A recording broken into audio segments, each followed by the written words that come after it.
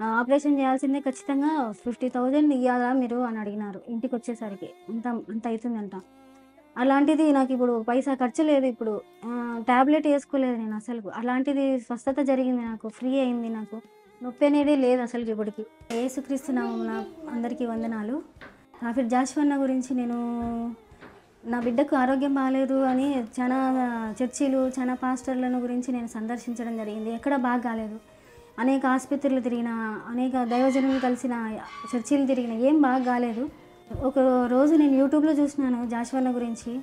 అనేక అద్భుతాలు, స్వస్థతలు, ఆశ్చర్యకార్యాలు జరుగుతుంటే నా బిడ్డకు బాగైతదని ఆశపడ్డాను. ఆశపడి నేను ఎంతమందినో అడిగినాను. నాకు సహకరించే వాళ్ళు ఎవరు లేరు. అయినప్పటికీ నేను దేవుని సన్నిధిలో ప్రార్థించినప్పుడు నాకు అద్భుత రీతిగా నాకు అవకాశం ఇచ్చి అన్న దగ్గరికి వెళ్ళి అక్కడ ప్రేయర్ చేయించుకోవడం జరిగింది.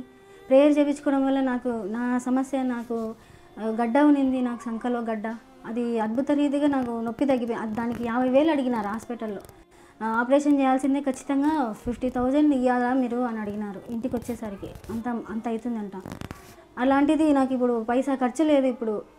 టాబ్లెట్ ఏసుకోలేదు నేను అసలుకు. అలాంటిది స్వస్థత జరిగింది నాకు. ఫ్రీ అయింది నాకు.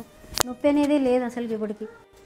ఆశపడి ఇంకా నా కుటుంబానికి రావాలా, నా ఇంటికి రావాలా, దైవజనుడు అని ఎంతగానో ఆశపడి దేవుని దగ్గర మొరపెట్టుకున్నప్పుడు నాకు దేవుడు ద్వారం తెరిచి నాకు మా ఇంటికి రావడానికి ఎంతగానో దేవుడు నాకు సహాయం చేసినాడు. ఇప్పుడు మా కుటుంబం అంతా విడుదల పొందుకున్నాము. మా కుటుంబంలో అంతా నెమ్మది. నా బిడ్డ కోసము, నా భర్త కోసము, నా తల్లి అందరి కోసము ప్రేయర్ చేసినాడన్న. అంత విడుదల జరిగింది నాకు, నా కుటుంబానికి.